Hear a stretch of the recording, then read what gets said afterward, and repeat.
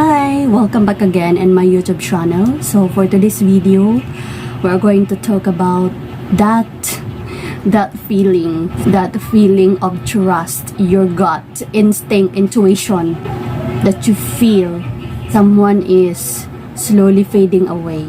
Slowly fading away. Unti-unti kang binibitawan, hindi nagsasabi. Unti-unti na palang lumalayo sa'yo. You feel it, but you ignored it. Hindi ka OA. Tama yung nararamdaman mo, but you keep ignoring that. Pakiramdam na may nagbago, pero wala kang proof kung ano yung nagbabago. And you keep telling yourself, baka inisip ko lang to yung ganun. Baka parang nahahalucinate lang ako. Minsan, hindi mo kailangang ng ebidensya para malaman na may nagbago. Hindi mo naman ma-explain, pero ramdam mo deep inside.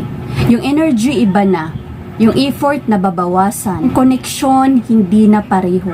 And instead of trusting that feeling, what did you do? Pinili mong i-ignore. Pinili mong i-ignore yung feelings na yon. Before pa sila nagbago completely, ramdam mo na.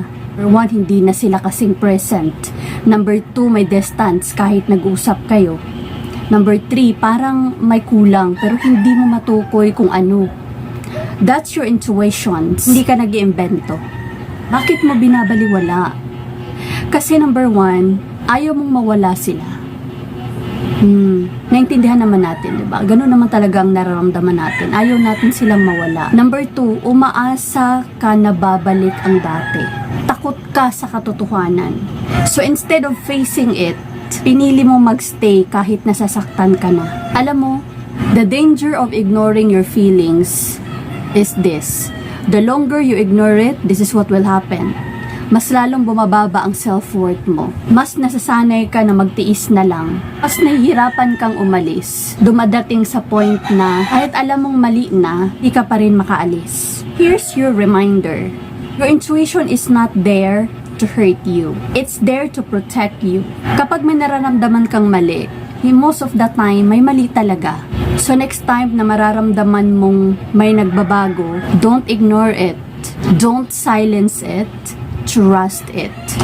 Alright, so if nakarelate ka, like and share and subscribe to my YouTube channel. Comment below if na-experience mo ba to. I hope this helps you and see you on my next video.